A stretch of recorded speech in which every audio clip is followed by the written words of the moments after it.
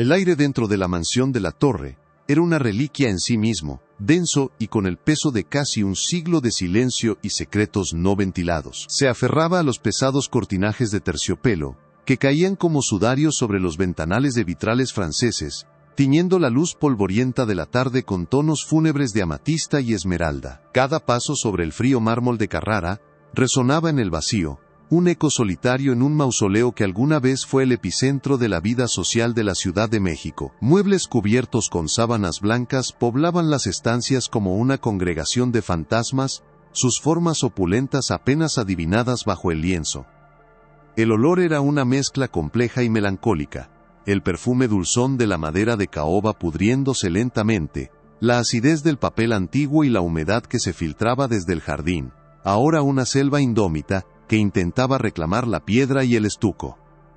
Esta era la Casa del Silencio, un monumento arquitectónico de la opulencia porfiriana ahogándose en su propia leyenda, un lugar donde el tiempo no había pasado, sino que se había coagulado en torno a la memoria de una noche de violencia en 1925, una noche que definió y maldijo el apellido de la Torre para siempre. La casa no se sentía vacía, se sentía expectante, como si contuviera la respiración, esperando que alguien finalmente hiciera la pregunta correcta. La historia oficial, la que se repetía en susurros en los salones de té, y se archivó con sospechosa celeridad en los anales de la policía capitalina, era tan elegante como brutal. Elena de la Torre y Montenegro, conocida por sus enemigos y admiradores por igual como la Viuda de Hierro, había encontrado su fin. Era una mujer cuya belleza solo era superada por su reputación de crueldad, una socialité que, tras la muerte de su esposo, un general revolucionario de considerable fortuna, había manejado su imperio con un puño de acero enguantado en seda, coleccionaba enemigos como si fueran joyas exóticas, y se deshacía de sus amantes con una frialdad que helaba la sangre de la élite post-revolucionaria. Su asesinato, por lo tanto, no fue una sorpresa para nadie. Fue casi una conclusión lógica, el acto final de una ópera trágica que ella misma había escrito. La narrativa aceptada señalaba a un joven poeta, un amante despechado y de poca monta, como el autor del crimen pasional. Su conveniente suicidio, apenas unos días después, cerró el caso con un lazo pulcro y satisfactorio, permitiendo que la sociedad respirara aliviada, y que la familia de la Torre enterrara su vergüenza junto con el cuerpo de Elena. La Viuda de Hierro, la arpía que mereció su destino, se convirtió en una leyenda, una historia de advertencia sobre los peligros del exceso y la inmoralidad femenina. La historia que están a punto de escuchar quedó enterrada por más de un siglo. Antes de desenterrar este secreto, digan en los comentarios desde qué ciudad nos acompañan. Y si les fascinan los misterios oscuros como este, asegúrense de estar suscritos. Para Sofía Montes, esa leyenda era una sombra que se había proyectado sobre toda su vida. Como historiadora especializada en el turbulento periodo de reconstrucción nacional, y como sobrina nieta de la propia Elena, cargaba con el peso de un apellido manchado por un escándalo que la familia se había esforzado por convertir en un tabú infranqueable. Estar aquí, en esta casa que era tanto un archivo histórico como una tumba familiar, no era solo un ejercicio académico.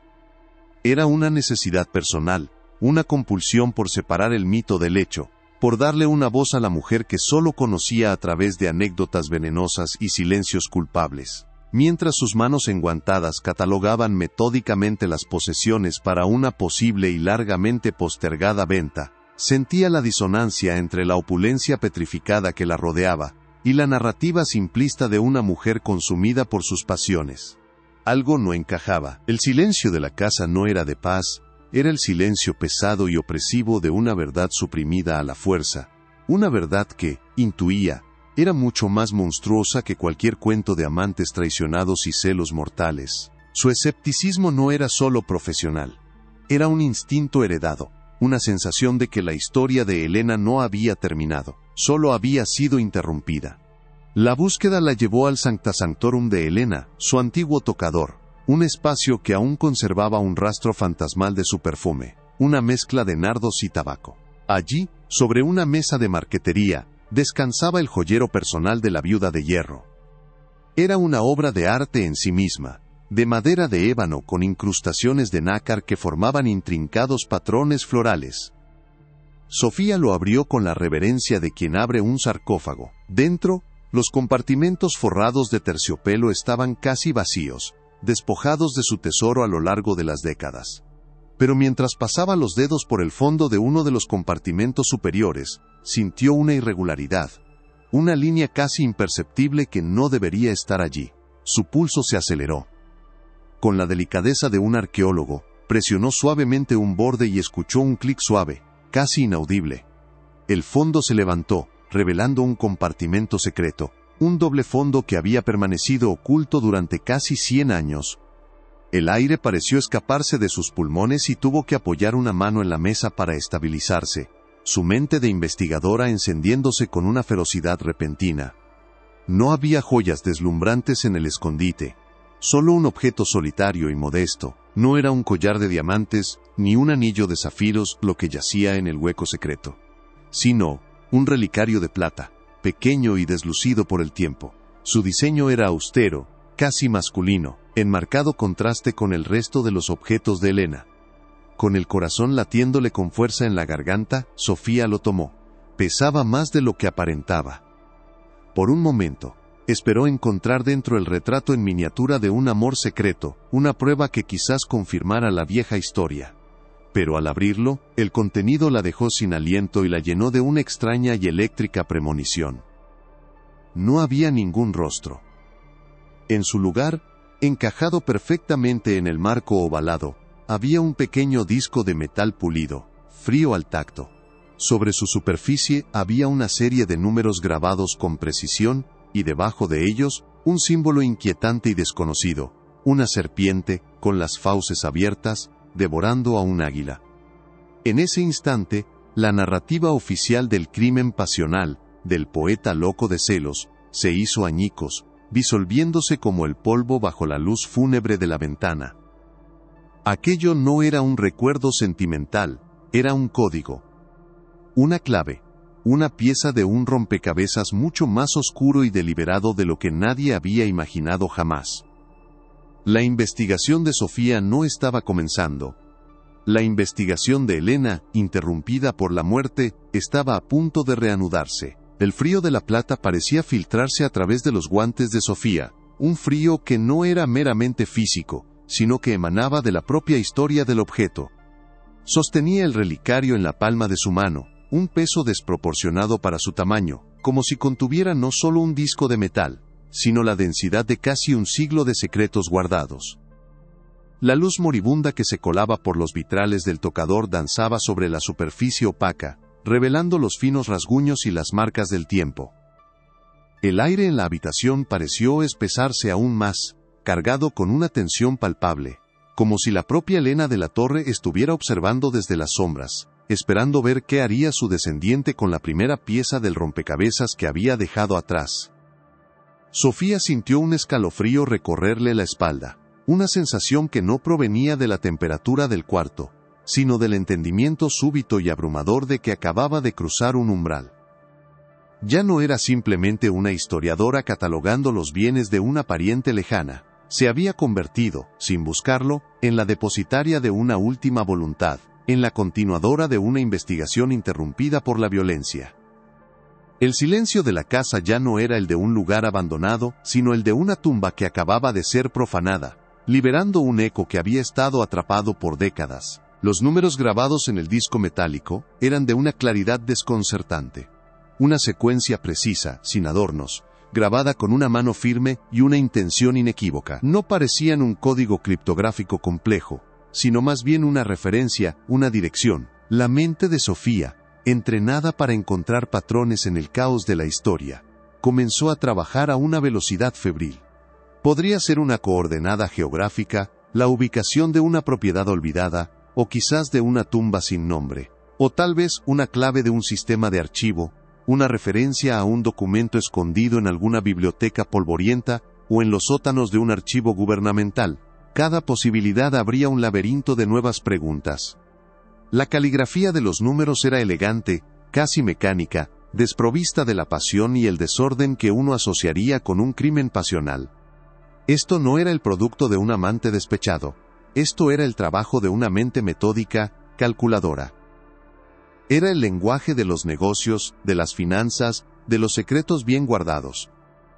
Sofía sacó su cuaderno y con un lápiz de grafito, transcribió la secuencia con un cuidado casi religioso, sintiendo que cada dígito era una sílaba en una frase que aún no podía comprender, pero cuya importancia resonaba en lo más profundo de su ser. Pero eran el águila y la serpiente los que realmente la perturbaban, los que transformaban el misterio en algo siniestro. No era simplemente un grabado decorativo.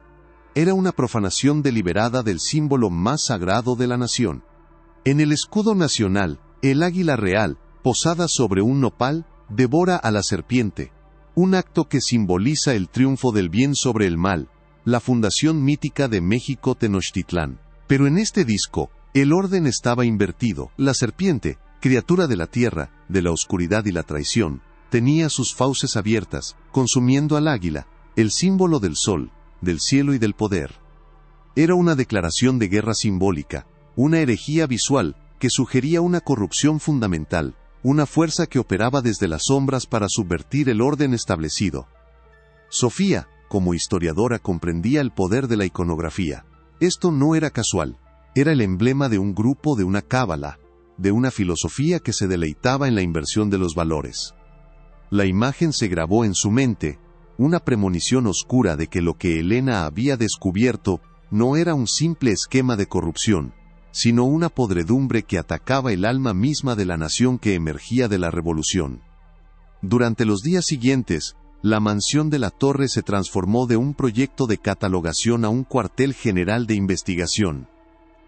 Sofía pasaba las horas rodeada de mapas antiguos de la Ciudad de México de los años 20, directorios telefónicos amarillentos y libros de registro de propiedades que había conseguido de los archivos municipales. Cada calle, cada número, cada nombre, era un posible candidato para descifrar la secuencia del relicario. Intentó cotejar los números con direcciones en la colonia Roma, en el centro histórico, en las zonas donde la élite porfiriana había construido sus palacios. Pero cada intento terminaba en un callejón sin salida, una dirección que correspondía a un terreno baldío, un número que no existía en los registros de la época, una secuencia que no encajaba en ningún sistema de catalogación conocido. La frustración comenzó a sentarse como el polvo en los muebles de la casa. El silencio de las habitaciones parecía burlarse de ella, guardando celosamente el secreto. A veces, mientras trabajaba hasta altas horas de la noche, con la única compañía del crujido de la madera vieja y el silbido del viento en el jardín salvaje, Sofía sentía la presencia opresiva del fracaso. La duda de si estaría persiguiendo un fantasma, interpretando un significado donde solo había un objeto sin valor. Su monólogo interno se convirtió en un debate constante, ¿y si la historia oficial después de todo tenía algo de verdad? Quizás el relicario era un regalo de un amante diferente, uno más secreto y peligroso que el pobre poeta que cargó con la culpa. ¿Podrían los números ser una fecha, un recordatorio, de un encuentro clandestino? Probó combinaciones de día, mes y año, buscando correspondencias en los periódicos de la época, en las columnas de sociales que detallaban las fiestas y los movimientos de Elena de la Torre, pero nada. La secuencia era demasiado larga, demasiado específica, no tenía la cadencia de una fecha. La sensación de estar al borde de una revelación, pero sin la clave para abrir la puerta, era enloquecedora. Se encontraba de pie frente a un muro invisible, sabiendo que del otro lado estaba la verdad sobre la vida y la muerte de su tía abuela, una verdad que la familia se había esforzado por mantener enterrada bajo capas de vergüenza y silencio. La viuda de hierro, la mujer que aterrorizó a la alta sociedad, le había dejado un último acertijo, y Sofía sentía que resolverlo era la única forma de liberar no solo a Elena sino a sí misma, del peso de esa leyenda tóxica. El avance llegó de la fuente más inesperada. Mientras revisaba una caja de documentos financieros de Elena, buscando alguna pista, un patrón, cualquier cosa que se saliera de lo ordinario, encontró una serie de recibos de un notario público.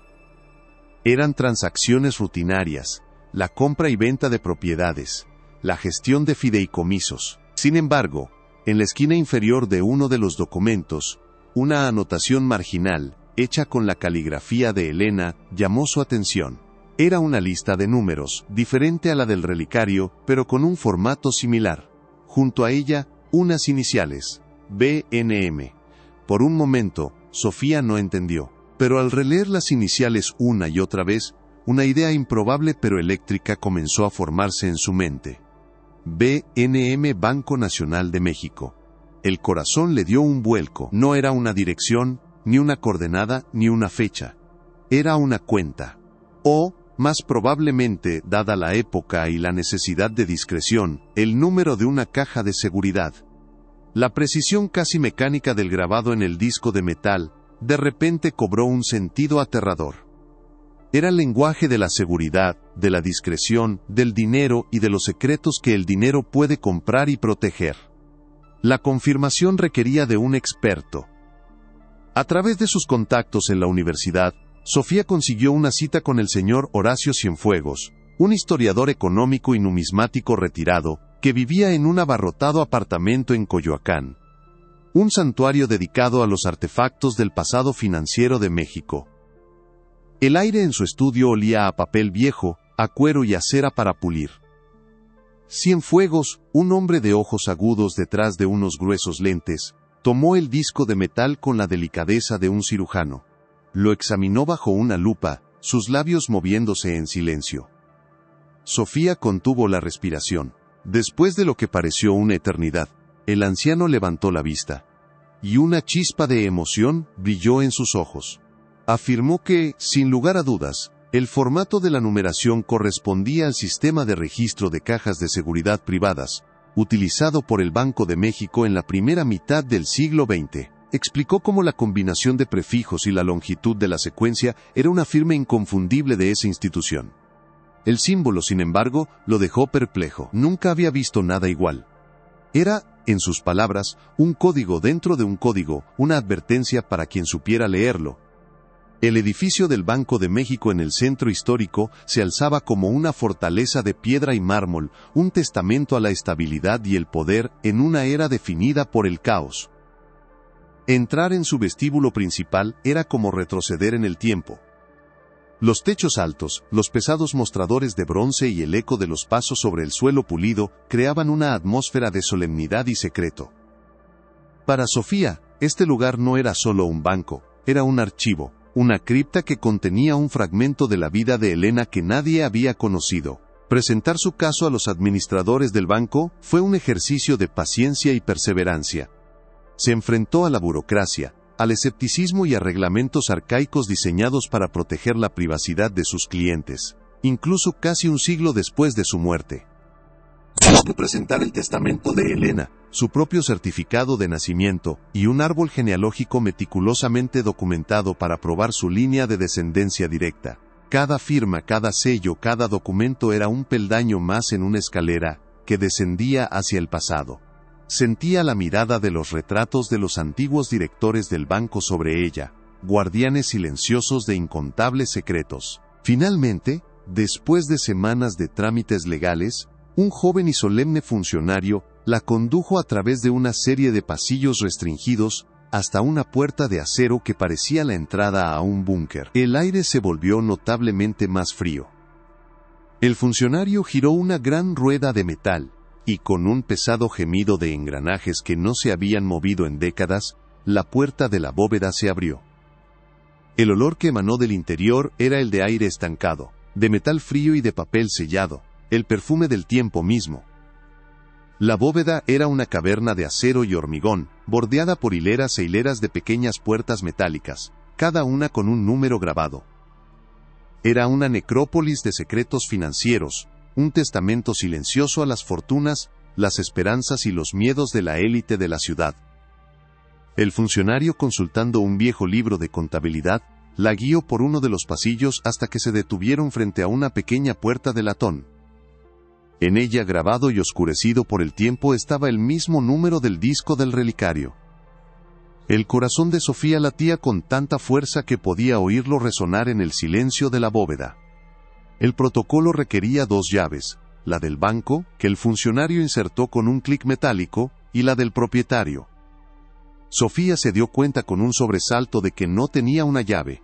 Por un momento, el pánico la invadió. ¿Había llegado hasta aquí para ser detenida por una cerradura final? Pero el funcionario le explicó que, en casos como este, donde la llave original se había perdido en el tiempo, un cerrajero del banco podía abrirla. El proceso fue tenso y metódico. El cerrajero trabajó en silencio, y el sonido de sus herramientas contra el viejo metal fue lo único que rompió la quietud de la bóveda. Finalmente, con un último clic, más suave que los demás, la cerradura cedió. El funcionario, con guantes blancos, tiró de la pequeña manija y extrajo una larga caja de metal negro. Estaba cubierta por una fina capa de polvo, como un ataúd en miniatura. La colocó sobre una mesa de mármol en una sala de visualización privada, una habitación austera y sin ventanas que parecía diseñada para confesiones. Y luego, la dejó sola con la caja que había esperado casi 100 años para ser abierta. Con manos temblorosas, Sofía levantó la pesada tapa de la caja de seguridad. El interior estaba forrado con un terciopelo rojo que el tiempo había oscurecido hasta convertirlo en el color de la sangre seca. No estaba llena de joyas ni de fajos de billetes. De hecho, estaba casi vacía. Solo contenía 2 objetos. El primero era un fajo de cartas, atadas con una cinta de seda descolorida. El segundo, ocupando la mayor parte del espacio, era un libro. Un diario de cuero grueso, sin título ni marca alguna en su portada. Era pesado, sustancial. El aire pareció escaparse de sus pulmones. Tuvo que apoyarse en la mesa para estabilizarse, releyendo mentalmente la cadena de acontecimientos que la habían llevado hasta aquí. El joyero, el doble fondo, el relicario, los números, el banco, la bóveda. Cada paso había sido un acto de fe. Una apuesta a que la intuición que sintió en aquella habitación polvorienta no era una fantasía. Y aquí estaba la prueba. La voz de Elena. No la voz pública de la socialité despiadada, ni la voz susurrada de la leyenda familiar, sino su voz real, privada, la que había sido silenciada tan brutalmente esa noche de 1925. Sofía pasó los dedos sobre la cubierta de cuero del diario. La textura era suave, gastada por el uso. Podía imaginar las manos de Elena sosteniéndolo, la pluma arañando el papel en la quietud de la noche. Este objeto no era solo un documento, era una reliquia, una extensión de la mujer misma. Por un momento, dudó en abrirlo, sintiendo el peso de la intrusión, la responsabilidad de desenterrar pensamientos que nunca estuvieron destinados a ser leídos. Pero entonces recordó el símbolo de la serpiente devorando al águila, la brutalidad de su asesinato y el muro de silencio que su propia familia había construido alrededor de su memoria. Esto no era una violación de la privacidad, era un acto de justicia. Con una resolución renovada, abrió el diario. La primera página no contenía un saludo o una fecha, sino una sola frase, escrita con una caligrafía elegante y furiosa que parecía saltar del papel. Era una declaración de intenciones, una promesa que explicaba todo lo que vendría después. El verdadero legado de la viuda de hierro no estaba en su fortuna ni en su mansión, sino entre estas páginas. La investigación de Sofía acababa de encontrar su piedra angular. El contenido de esas primeras páginas era una revelación tan profunda que reconfiguró por completo la imagen que Sofía tenía de su tía abuela. Esperaba encontrar confesiones de amoríos, quejas sobre rivales sociales o detalles de fiestas opulentas. En cambio se encontró con un libro de contabilidad de la oscuridad. Las entradas no estaban fechadas de forma convencional, sino que estaban marcadas con nombres en clave y referencias a eventos públicos. Elena no escribía sobre personas sino sobre activos, pasivos y transacciones. Describía con una frialdad analítica los movimientos de ciertos industriales, políticos y miembros de antiguas familias aristocráticas. Hablaba de cargamentos que llegaban al puerto de Veracruz bajo el amparo de la noche, de empresas fachada que se presentaban como organizaciones benéficas y de transferencias de dinero que desaparecían en una red de cuentas en el extranjero. Era el lenguaje de una investigadora, no de una socialité. Cada fiesta a la que asistía, cada conversación que tenía, cada amante que tomaba, no eran actos de hedonismo, sino parte de una operación de inteligencia meticulosamente planificada. Su reputación no era una debilidad, era su mejor arma, un camuflaje perfecto que le permitía moverse por los círculos más altos sin que nadie sospechara de su verdadera agenda. El monólogo interno de Sofía era un torbellino de asombro y horror. Elena de la Torre no era una víctima de sus pasiones, era una jugadora en un juego mucho más peligroso de lo que nadie había imaginado. La crueldad por la que era famosa, la forma en que descartaba a las personas, adquirió un nuevo significado. No era malicia personal, era una táctica. Se rodeaba de hombres influyentes. Extraía de ellos la información que necesitaba, y luego los desechaba antes de que pudieran volverse peligrosos o hacer demasiadas preguntas. Su salón no era un lugar de placer, sino una red de espionaje. De repente, Sofía comprendió el aislamiento de Elena, la soledad que debía haber sentido al vivir esta doble vida, rodeada de los mismos monstruos que intentaba exponer. La imagen de la arpía egoísta se disolvió, reemplazada por la de una mujer atrapada, que usaba la única armadura que la sociedad le permitía, la de la mala reputación, para librar una guerra secreta. El asesinato ya no parecía un acto de celos, sino una contramedida, una ejecución llevada a cabo para detener una fuga de información catastrófica para alguien. El símbolo de la serpiente y el águila apareció de nuevo en la página 10 del diario. Elena lo había dibujado con una tinta más oscura, casi con rabia. Debajo, había escrito un solo nombre, el consorcio. Era así como se refería a ellos. No era una sociedad secreta en el sentido místico, sino una alianza pragmática y brutal de hombres poderosos que habían decidido que las ruinas de la revolución eran el terreno perfecto para construir sus nuevos imperios, sin importar el costo humano. El diario detallaba cómo usaban la reconstrucción del país como tapadera. Financiaban orfanatos que en realidad eran centros de reclutamiento. Operaban compañías navieras que, en sus manifiestos, transportaban maquinaria agrícola pero que, en sus bodegas, movían contrabando y, lo que era más escalofriante, personas. La fachada de filantropía y progreso nacional era tan perfecta que nadie se atrevía a cuestionarla. Estos hombres no eran vistos como criminales, sino como los pilares de la nueva sociedad mexicana, los patriarcas que reconstruirían la nación. Y Elena, desde el corazón de su propio mundo dorado, los estaba observando a todos. Sofía sintió un escalofrío al reconocer algunos de los apellidos que Elena mencionaba en su diario. No eran figuras oscuras de la historia. Eran los fundadores de algunas de las dinastías más respetadas de México. Nombres que adornaban edificios universitarios, museos y fundaciones de caridad. Eran los abuelos y bisabuelos de personas con las que se había cruzado en eventos académicos y sociales. La podredumbre que Elena estaba desenterrando no había sido limpiada por el tiempo, simplemente se había fosilizado, convirtiéndose en los cimientos de fortunas y reputaciones que perduraban hasta el día de hoy. La magnitud de lo que tenía en sus manos la abrumó. Esto ya no era solo sobre resolver un asesinato familiar de hace un siglo. Esto tenía el poder de reescribir la historia social y económica de la Ciudad de México, de manchar legados considerados intocables. La verdad que Elena había intentado sacar a la luz era tan peligrosa en el presente como lo había sido en 1925. La serpiente no había muerto, simplemente había mudado de piel, y sus descendientes aún se movían entre la élite, protegidos por un velo de respetabilidad y tiempo. Las páginas del diario se volvían cada vez más urgentes hacia el final. La caligrafía de Elena, normalmente tan controlada, se volvía más errática, las líneas más apretadas. Se notaba su creciente paranoia, la sensación de que el tiempo se le estaba acabando. Escribía sobre sentirse observada, sobre conversaciones que se detenían abruptamente cuando entraba en una habitación, sobre socios comerciales que de repente se negaban a reunirse con ella. Sabía que se estaba acercando demasiado al núcleo del consorcio.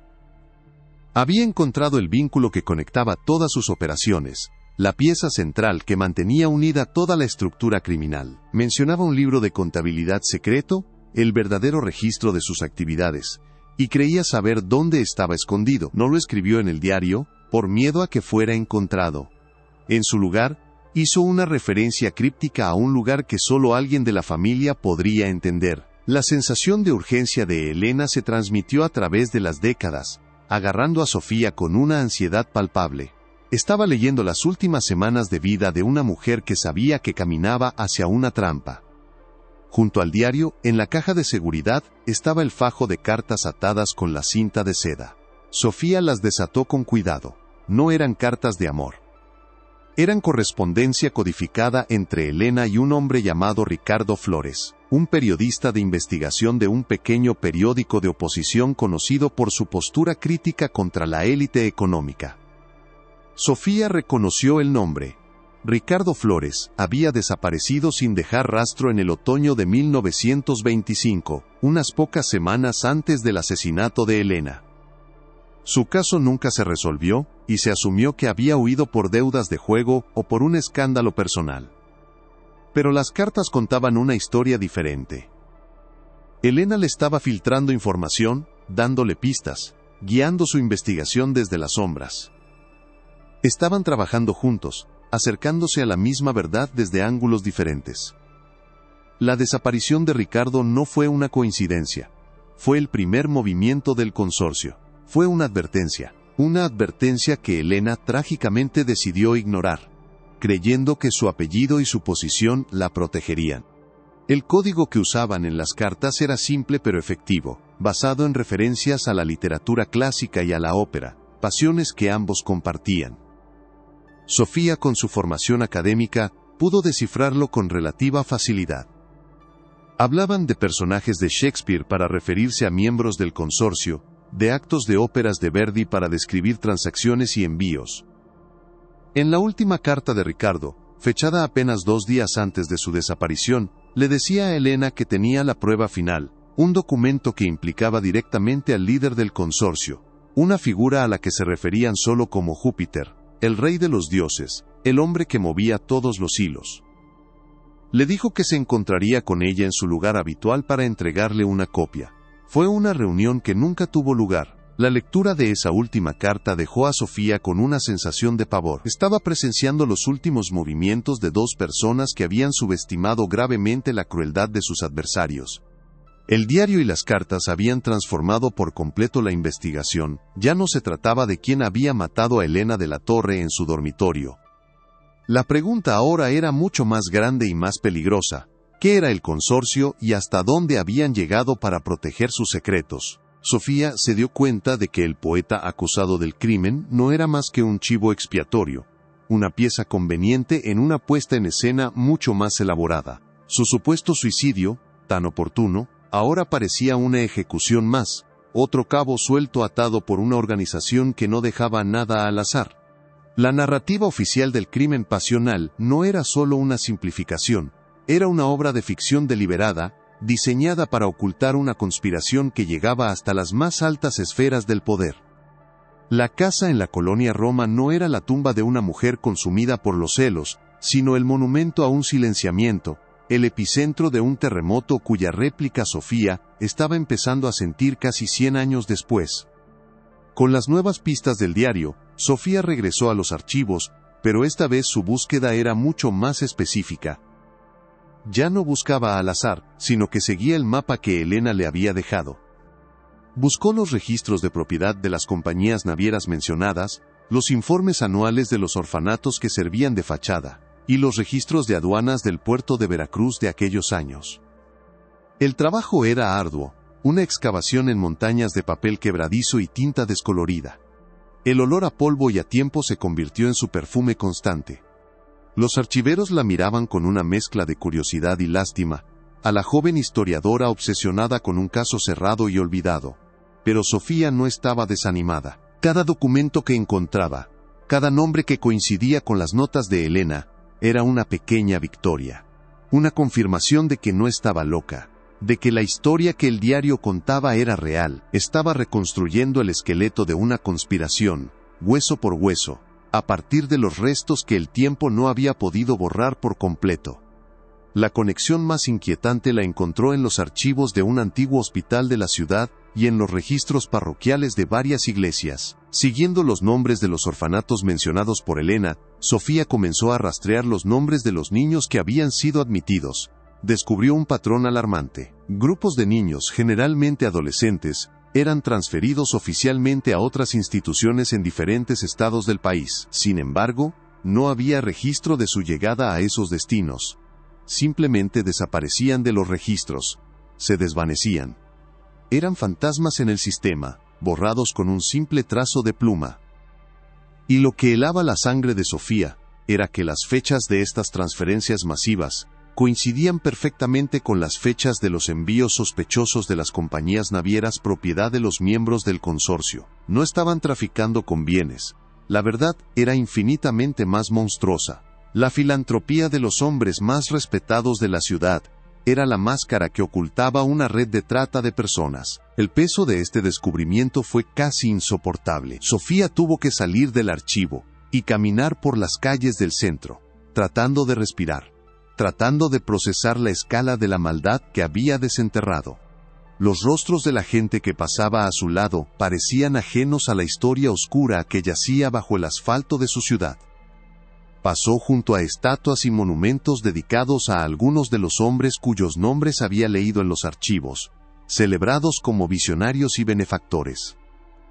La ironía era tan amarga que le revolvió el estómago. Se sentía como una portadora de una plaga, de un conocimiento tóxico que manchaba todo lo que tocaba. La investigación había dejado de ser un ejercicio intelectual, se había convertido en una obligación moral. Ya no estaba rescatando la memoria de una mujer, estaba dando voz a las legiones de niños sin nombre cuyos futuros habían sido robados por los hombres que la ciudad insistía en llamar sus fundadores, sus patriarcas, sus benefactores. La ironía era una herida abierta supurando veneno a través de las décadas. Cada estatua de bronce, cada placa de mármol que llevaba sus nombres, ahora le parecía un monumento a la hipocresía, un insulto silencioso a las víctimas invisibles sobre las que se había construido la opulencia de la capital. El silencio de la casa de la Torre ya no era solo el de un escándalo familiar, era el eco del silencio forzado de cientos de vidas, un vacío que clamaba por ser llenado con la verdad, sin importar cuán destructiva pudiera ser. La pregunta que ahora la atormentaba, la que la mantenía despierta en la quietud de la mansión, era la identidad de Júpiter. El diario y las cartas lo mencionaban con un temor reverencial, el centro de gravedad alrededor del cual giraba toda la red del consorcio. Era el sol negro que daba luz y orden a su universo de depravación. Sofía sabía que exponer a los miembros menores era importante, pero sin su líder, la serpiente simplemente regeneraría su cabeza. Volvió al diario de Elena, leyéndolo de nuevo, pero esta vez con una perspectiva diferente. No buscaba más crímenes, sino la psicología del enemigo, el punto ciego de Elena, la pieza de información que le costó la vida. Pasó las páginas una y otra vez, sus dedos trazando la caligrafía cada vez más desesperada, sintiendo la frustración de su tía abuela como si fuera la suya propia. Estaba segura de que la respuesta estaba allí, oculta a plena vista, en una frase o una alusión que solo ella como miembro de la familia podría descifrar. La encontró en una de las últimas entradas, una reflexión aparentemente divagante sobre su difunto esposo el general de la Torre. Elena escribió: el general siempre decía que los peores enemigos no son los que te enfrentan en el campo de batalla, sino los que se sientan a tu mesa, comparten tu pan y te llaman familia. Él mantenía sus verdaderos tesoros no en un banco, sino donde solo la sangre podía encontrarlos, en el corazón de la hacienda, bajo la mirada del viejo centinela. La frase la golpeó con la fuerza de una revelación, no era una metáfora, era una instrucción. La hacienda de la familia, en el estado de Hidalgo, había sido vendida hacía décadas, pero los planos y registros de la propiedad original todavía estaban en los archivos de la casa, y el viejo centinela, Sofía lo sabía por las historias de su abuela, era el apodo que le daban a un antiguo y enorme ahuehuete que se erguía en el centro del patio principal. Un árbol que había sido testigo de generaciones de la familia de la Torre. Organizar el viaje a la antigua hacienda fue un desafío logístico y emocional. La propiedad ahora pertenecía a una corporación agrícola, y gran parte de la estructura original había sido demolida o modernizada. Sin embargo, el patio principal y el viejo ahuehuete, protegido por leyes de conservación, permanecían intactos. Con los planos originales en mano, Sofía se dirigió al lugar. sintiéndose como una cazadora de tesoros persiguiendo el fantasma de una herencia. El aire en el campo era más limpio, pero la atmósfera alrededor del viejo árbol era tan densa y cargada como la de la mansión en la ciudad. El árbol era una presencia monumental, sus ramas retorcidas como los brazos de un anciano sabio, su corteza un mapa de arrugas que contenía la historia de su linaje. Siguiendo las indicaciones de los planos y la vaga pista del diario, comenzó a examinar la base del árbol y el antiguo muro de piedra que lo rodeaba. Sabía que buscaba algo fuera de lugar, una anomalía en la simetría de la construcción antigua. La encontró detrás de una sección del muro cubierta de hiedra seca. Una de las grandes piedras de cantera no estaba fijada con mortero como las demás. Tenía un ligero juego.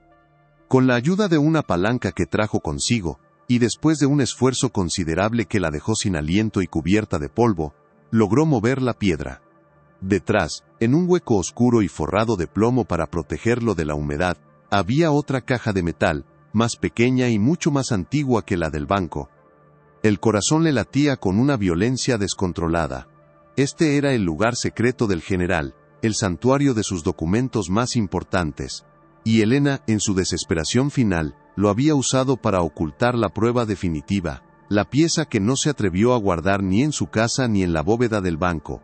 Al abrir la caja, un olor a papel viejo y a cuero llenó el aire. Dentro solo había un objeto.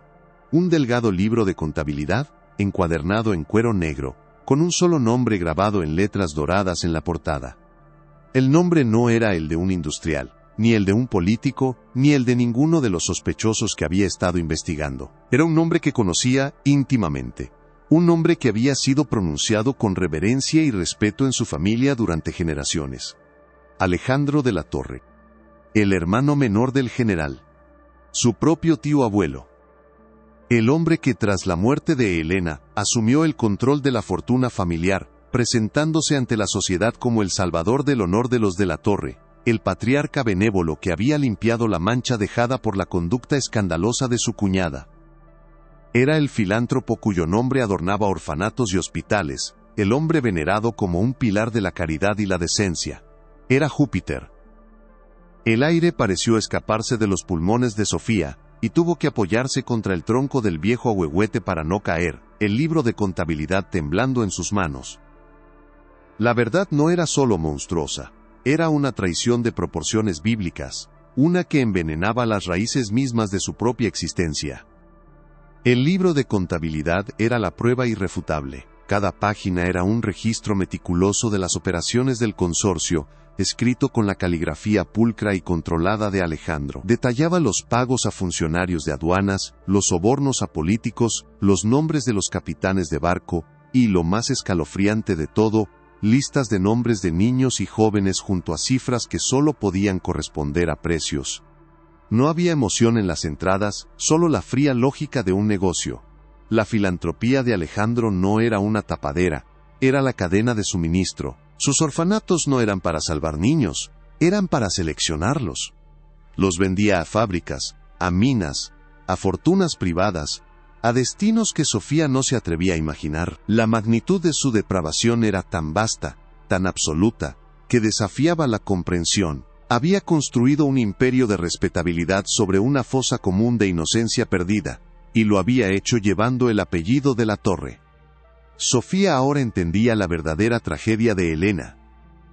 Su investigación no la había llevado a descubrir a un enemigo externo, la había llevado al corazón de su propia familia. Debió haber sido un horror paralizante darse cuenta de que el hombre que compartía su mesa, el tío de sus hijos, el guardián de su legado familiar, era el monstruo que había estado cazando. La reputación de Elena como la viuda de hierro, su crueldad y su desdén por las normas sociales, ahora se revelaban como lo que realmente eran, una armadura forjada en el dolor y la rabia de este descubrimiento. Su lucha no era solo por la justicia abstracta, era una guerra civil librada en los salones y los dormitorios de su propia casa. El asesinato de Elena no fue simplemente para silenciar a una investigadora que sabía demasiado. Fue un golpe de Estado. Alejandro no solo la mató para proteger al consorcio, la mató para usurpar su poder, para tomar el control de la fortuna del general, y para asegurarse de que su versión de la historia, la de la cuñada loca y deshonrosa, fuera la única que sobreviviera. La revelación era un abismo que se abría bajo sus pies, tragándose todo lo que creía saber sobre su familia, sobre su ciudad, sobre la historia misma. El poeta despechado, el crimen pasional, todo había sido una farsa magistral, una obra de teatro diseñada por Alejandro para desviar la atención mientras consolidaba su poder. Él había elegido al chivo expiatorio perfecto, un joven idealista y emocionalmente inestable del círculo de Helena, y probablemente había orquestado tanto el asesinato como el posterior suicidio con una frialdad quirúrgica. Había asesinado a Helena, y luego había asesinado su reputación, asegurándose de que nadie jamás buscara la verdad, porque a nadie le importaría la muerte de una mujer que todos creían que merecía su destino. Era un acto de maldad tan completo, tan perfectamente ejecutado, que había perdurado casi un siglo, convirtiéndose en el mito fundacional de la rama de la familia de Alejandro, la que era vista como la honorable y estable. ¿Qué parte de esta sombría revelación te ha impactado más? Deja tu reacción en los comentarios. Con el libro de contabilidad de Alejandro en su poder, Sofía tenía el corazón de la conspiración, pero aún le faltaba la pieza que conectaba directamente la conspiración con el asesinato. Regresó a la Ciudad de México, sintiéndose como un fantasma, portadora de una verdad que podía destruir legados. Se encerró de nuevo en la mansión, el único lugar donde se sentía segura, el santuario silencioso de la única persona que la habría entendido. Fue entonces cuando recordó algo que había pasado por alto, un detalle que en su momento le pareció insignificante. Entre los documentos financieros de Helena, había encontrado una caja de archivos etiquetada como gastos legales. Dentro, entre contratos y recibos, había un sobre sellado con el membrete de una agencia de detectives privados, fechado en la semana anterior a la muerte de Helena. Lo había apartado, asumiendo que se trataba de alguna disputa comercial. Ahora, con el nombre de Alejandro en su mente, lo abrió con una urgencia febril. El contenido era un informe de vigilancia. Helena, sospechando de su cuñado pero sin pruebas definitivas, había contratado a un detective para que siguiera a Alejandro. El informe era devastador. Detallaba reuniones clandestinas entre Alejandro y los otros miembros del consorcio, pero lo más importante era la última entrada. El detective describía una reunión la noche antes del asesinato de Helena, en una cantina del centro, entre Alejandro y dos hombres conocidos por ser pistoleros a sueldo. El informe incluía una transcripción parcial de la conversación, escuchada a duras penas por el detective. Las palabras eran inequívocas. Alejandro les dio instrucciones claras. Entren por la puerta de servicio. Hagan que parezca un robo que salió mal, o mejor, una pelea de amantes. Nadie llorará por ella. Asegúrense de que el poeta sea el siguiente. No dejen cabos sueltos. Aquí estaba. La orden de ejecución. La prueba final que unía al monstruo filántropo con la sangre derramada en el suelo de mármol de aquella casa. Sofía se sentó en el despacho de Helena, el mismo lugar donde, sospechaba, se había planeado gran parte de la investigación de su tía abuela. Colocó todas las piezas del rompecabezas sobre la gran mesa de caoba. El relicario de plata, el diario de cuero, las cartas codificadas con el periodista desaparecido, los registros de los niños fantasma, el libro de contabilidad de Alejandro, y finalmente, el informe del detective. Era un mosaico de horror, la anatomía completa de un crimen que había sido enterrado bajo el peso de la mentira y el tiempo. El silencio de la casa ya no se sentía opresivo sino expectante. Era como si las paredes, los muebles, los retratos en las paredes, hubieran estado esperando este preciso momento durante 90 y tantos años. El momento en que la verdad, en toda su monstruosidad, fuera finalmente ensamblada. Ya no había dudas, ni teorías, ni callejones sin salida.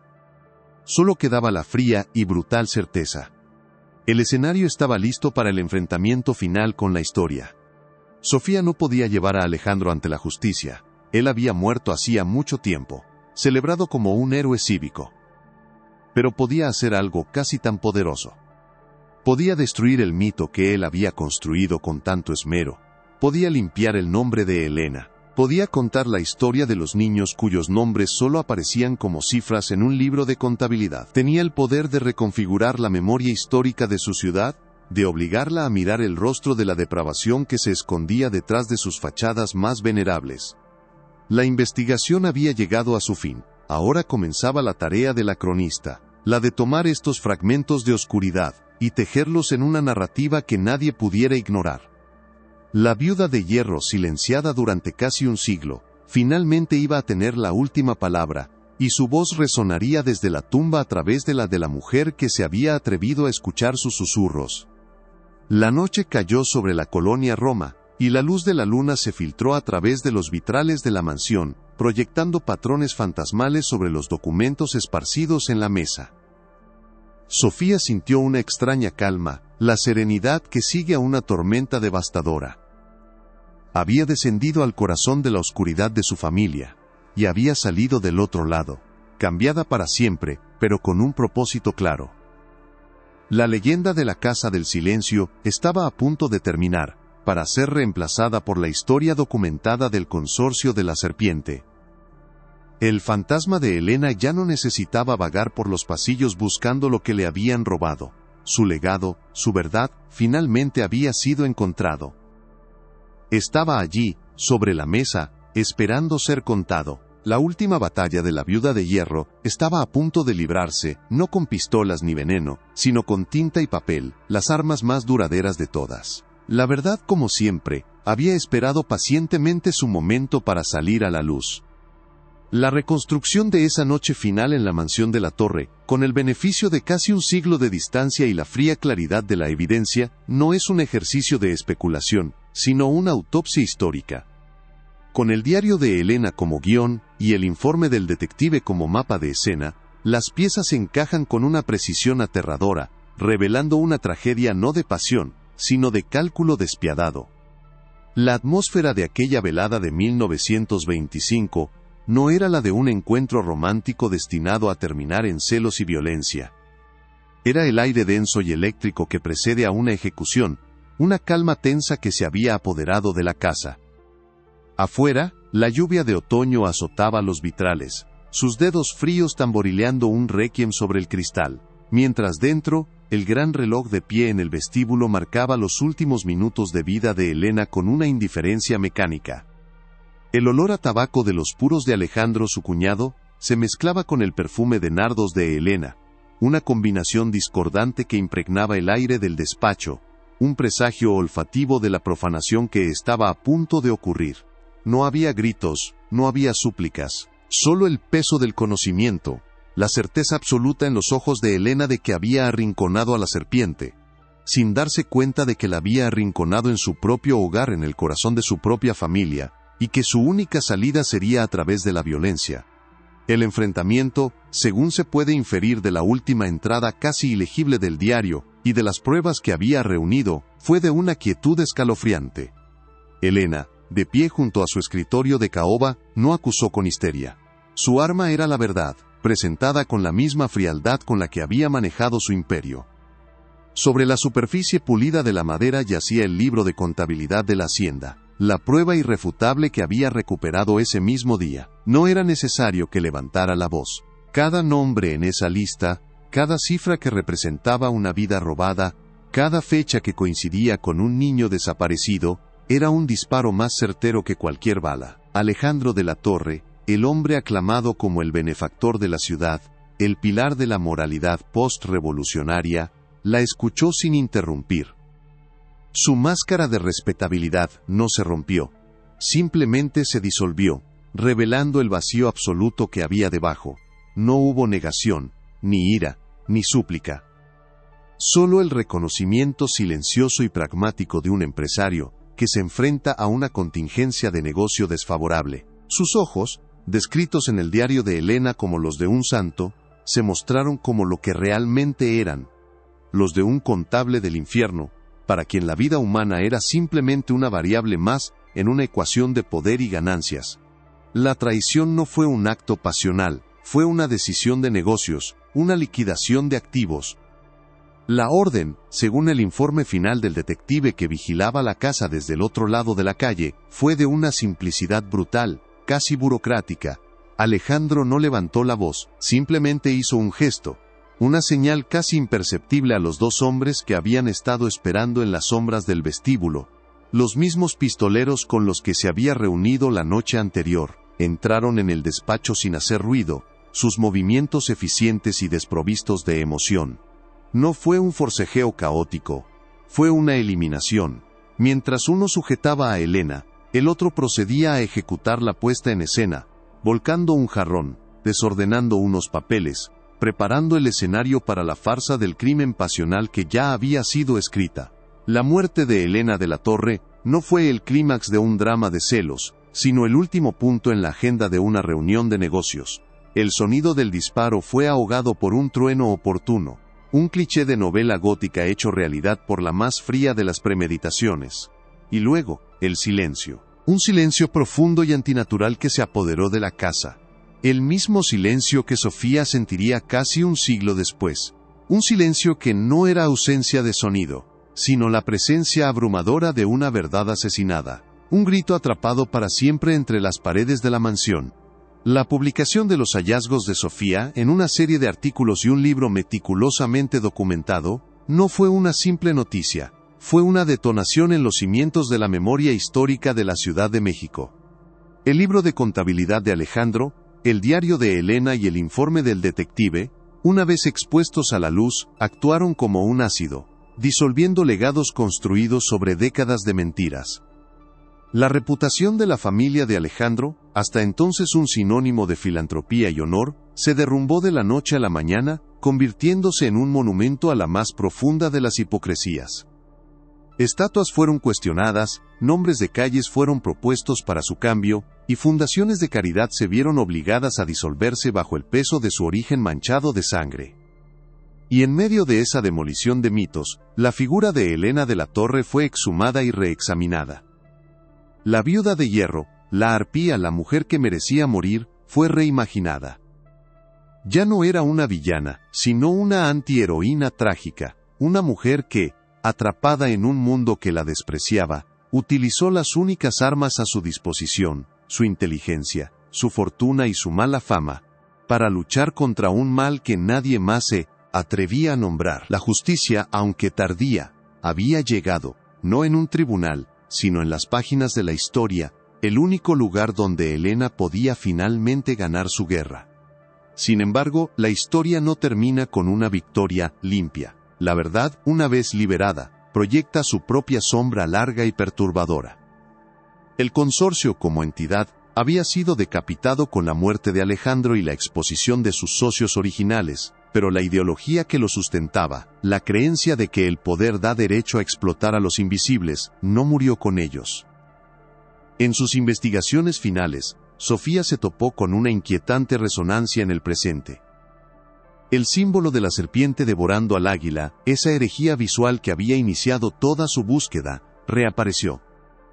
No en un relicario antiguo, sino sutilmente integrado en el logotipo de una de las corporaciones multinacionales más poderosas y opacas de la actualidad, una empresa con profundas raíces en la historia financiera de México, conocida por sus prácticas comerciales agresivas y su influencia política casi ilimitada. No había pruebas de una conexión directa, solo un eco, una insinuación escalofriante de que la serpiente no había sido destruida, simplemente había mudado de piel, adaptándose, creciendo y esperando en las sombras del capitalismo global, un recordatorio de que el mal no se erradica, se transforma, y su apetito por el poder y la ganancia es eterno, una lección sombría susurrada a través de las generaciones. La Casa del Silencio en la colonia Roma ya no guarda silencio. Sus muros ahora hablan, susurran la historia de una guerra secreta, de una traición familiar, y de una justicia que tardó casi un siglo en llegar. La leyenda de la dama fantasma que recorre los pasillos ha cambiado. Ya no es el espíritu de una mujer buscando venganza, sino el de una guardiana, la dama del silencio que finalmente puede descansar porque su verdad ha sido contada. La investigación de Sofía no solo resolvió un asesinato, desenterró una fosa común de la memoria, dando nombre a las víctimas sin rostro de una élite depredadora. Pero la pregunta final, la que resuena en los pasillos de mármol de la mansión y en las calles de la ciudad moderna, sigue flotando en el aire, tan pesada y densa como el polvo de un archivo olvidado. ¿Cuántos de los pilares de nuestra sociedad, cuántas de las grandes fortunas y los nombres venerados, se construyeron sobre tumbas anónimas? ¿Y cuántos de sus herederos, protegidos por el tiempo y la respetabilidad, caminan hoy entre nosotros, llevando en su sangre el legado silencioso de la serpiente. Si la búsqueda de la verdad en este caso te ha mantenido cautivo hasta el final, demuestra tu apoyo dando un me gusta al video y compartiéndolo con alguien que también ame un buen misterio. Y para no perderte ninguna de nuestras futuras investigaciones en Archivos Olvidados, suscríbete y activa la campana.